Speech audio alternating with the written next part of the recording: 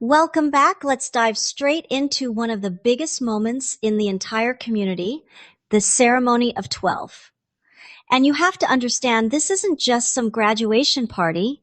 This is the day, the one day that decides everything about your future, a life that is literally chosen for you. Imagine sitting in a huge silent auditorium, waiting for your name to be called. Up on the stage, the chief elder is about to announce the role you'll have for the rest of your life. There are no second chances and no changing your mind later. Once your assignment is given, your future is set.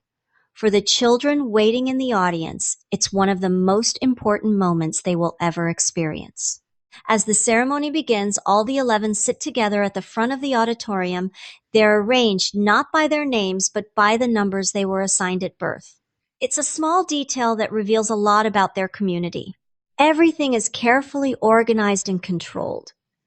Yet, in just a few moments, these same children will receive assignments that set them on different paths for the rest of their lives. Here are some of the students waiting for their assignments. There's Asher, number 4, who is known for his energy and sense of humor. There's Fiona, number 18, admired for her kindness and gentle nature. And then there's Jonas, number 19. The number simply shows that he was the 19th child born that year, but soon that detail won't matter much. He is standing at the edge of a major turning point, about to leave childhood behind and step into his future. The assignments begin with Asher, number 4. Before announcing his role, the chief elder shares a story about him, and soon the audience is laughing. The mood is warm and lighthearted. Instead of simply reading out a job title, the elders take a moment to reflect on each child's personality and experiences, making the ceremony feel both personal and meaningful. The story comes from when Asher was very young and still learning the community's rule of time's precision of language. Whenever he wanted a snack, he would accidentally ask for a smack instead. The audience laughs as they remember the mix-up. It sounds like a funny and harmless childhood mistake, the kind of story everyone enjoys looking back on years later. But this story also reveals something important about the community. Asher's mistake wasn't treated as something children simply grow out of. In a society that values time's precision of language times above almost everything else, even small errors are taken very seriously. Asher was repeatedly corrected until he learned to speak exactly as expected. What begins as a funny childhood memory also shows how strongly the community pushes people to follow its rules and fit into the system from a very young age. Despite those strict rules, Asher never loses his fun-loving spirit. His assignment turns out to be a perfect match for his personality. As he takes his seat, the chief elder says, "Thank you for your childhood." Marking the moment, he officially leaves childhood behind. After Asher, the ceremony continues smoothly. One by one, the 12s receive their assignments. Fiona, number 18, is chosen to be a caretaker of the old, a role that suits her kind and gentle nature perfectly. Everything is going exactly as expected. Then Jonas, number 19, prepares himself. It's finally his turn. Jonas straightens his tunic and takes a deep breath. After all, Fiona was number 18 and he's number 19. His name should be next. Everything has followed the rules so far. But then the chief elder calls number 20. Jonas freezes. Somehow his turn has been skipped. Number 20, not number 19. The chief elder calls Pierre's name instead. Instantly, the auditorium falls silent. Everyone heard it. Everyone knows Jonas was skipped.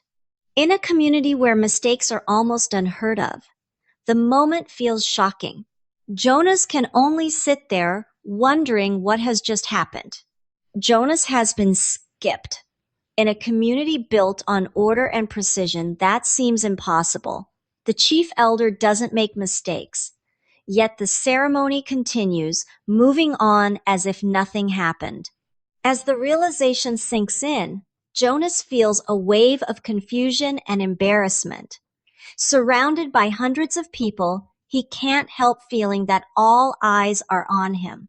The moment feels overwhelming for Jonas. Public embarrassment is rare in a community where everything is carefully controlled, and now he finds himself at the center of everyone's attention.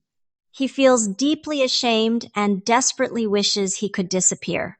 The feeling is so intense that he can't even bring himself to look toward his parents in the crowd. At last, the ceremony comes to an uneasy end. The applause is hesitant, and confusion hangs over the crowd. Then, just as the tension reaches its peak, the chief elder steps forward again. She apologizes to the community and especially to Jonas for the anxiety she has caused. Then she asks him to come to the stage. Suddenly, everyone's attention is focused on him once more. With her hand on his shoulder, the chief elder faces the crowd and begins to speak. Jonas braces himself for the worst. After being skipped in front of the entire community, he can't help wondering if something has gone terribly wrong. His heart pounds as he waits to hear what the elders have decided about his future. But then the chief elder says something no one was expecting. Jonas has not been times assigned, times he has been times selected. Instantly, a murmur spreads through the crowd. Moments ago, people were worried that something had gone wrong. Now, they're faced with an even bigger mystery.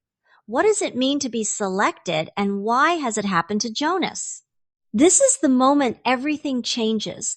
As the chief elder makes the official announcement, a gasp spreads through the entire auditorium. Just moments earlier, the crowd felt sorry for Jonas. Now, they're staring at him in amazement. Whatever being times selected times means, everyone understands one thing: it is something extraordinary. This isn't just another assignment, it's a selection. The role carries great honor, but it also comes with great responsibility. There is only one receiver in the entire community, and the training is done alone, separate from everyone else. The chief elder also reveals something unsettling. The last person selected 10 years earlier failed, causing serious problems for the community. Suddenly, Jonas realizes just how important and how challenging this role may be. The elders explain that they have been observing Jonas for years, searching for a specific set of qualities. They saw intelligence in his strong performance at school and integrity in his commitment to following the community's rules. Wisdom is something he will develop through his training. But two qualities stand out above all the others: courage and the rare ability to times see beyond. These are the traits that convinced the elders he was the right choice for this unique role. And that's why courage is so important. The chief elder explains that Jonas will face pain unlike anything most people in the community have ever experienced. This isn't the kind of pain that comes from everyday injuries. It's something much greater, and there is no way to fully prepare for it. The elders know that Jonas will need extraordinary courage to endure what lies ahead. As Jonas stands on the stage, a whisper begins somewhere in the crowd. Slowly, it spreads from person to person until the entire auditorium is chanting his name: Jonas, Jonas, Jonas. What starts as a quiet murmur grows into a powerful show of support. In that moment, the community recognizes him as someone special. But as he is honored, Jonas also realizes that his new role will set him apart from everyone else. In that moment, Jonas feels two powerful emotions at once. He's proud to have been chosen for such an important role, but he's also afraid of what lies ahead. His childhood is over, and a new chapter of his life is about to begin, one filled with mystery, responsibility, and challenges he can't yet imagine. As the ceremony ends, one question remains: what will Jonas become as the receiver of memory? Let's dive into Jonas's life in the next chapter. Thank you for joining us today, and see you later. If you'd like more personalized feedback, writing support, and discussion sessions, they're available with me or with our selected tutors. All the details are here.